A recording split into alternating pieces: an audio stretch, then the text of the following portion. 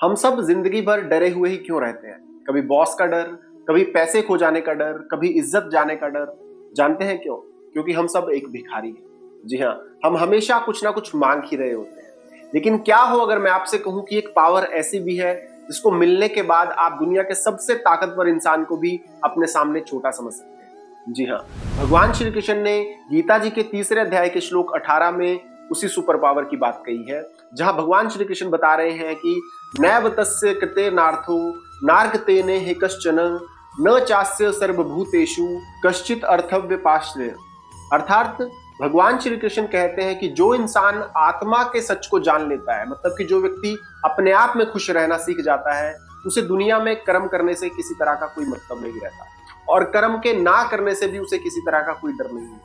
और सबसे बड़ी बात यह कि वो अपनी किसी भी जरूरत के लिए किसी भी व्यक्ति के ऊपर डिपेंड नहीं रहता और वो पूरी तरह से सेल्फ डिपेंडेंट और फियरलेस हो जाता है, यानी कि निडर हो जाता है।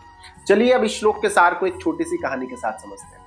एक बार की बात है कि राजा जनक के मन में एक सवाल आया कि क्या कोई व्यक्ति महल में रहकर भी भोग विलास के सुख से खुद को कंट्रोल में रख सकता है? तो उन्हें एक व्यक्ति दिखाई दिया, एक ऐसा व्यक्ति जो फटे कपड़ों में था लेकिन उसके चेहरे पर गजब का तेज और मन में शांति थी। तो राजा जनक ने उनसे पूछा कि ना तो तुम्हारे पास धन है, ना ही राज्य है, फिर भी तुम इतने खुश कैसे दिख रहे हो? तो उस व्यक्ति ने मुस्कुराकर जवाब दिया कि हे राजन, मैंने सच को जान लिया है कि मेरी खुशी बाहर की वस्तुओं में या लोगों की तारीफ में नहीं है, बल्कि मेरे अंदर ही छुपी हुई है। और भगवान श्री कृष्ण भी हमें यही समझा रहे हैं कि जब आप अपने अंदर से संतुष्ट हो जाते हो तो आपको दुनिया के सामने हाथ फैलाने की जरूरत नहीं।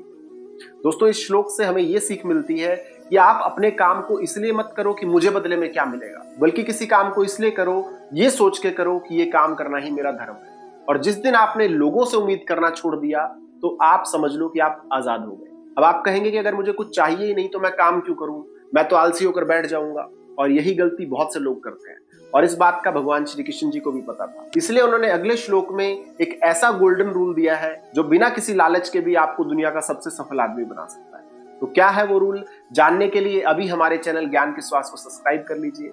और अगर आपको इस वीडियो से कोई भी सीख मिली हो तो वीडियो को लाइक और शेयर भी जरूर करें ताकि औरों तक भी ज्ञान पहुंच सके। और कमेंट बॉक्स में जय श्री कृष्णा लिखकर अपनी हाजिरी जरूर लगाएं। तो आज की वीडियो में इतना ही। अब जल्द मिलेंगे अगली वीडियो में गीता जी के 3 अध्याय के श्लोक 19 के साथ। तब तक के लिए जय श्री कृष्ण।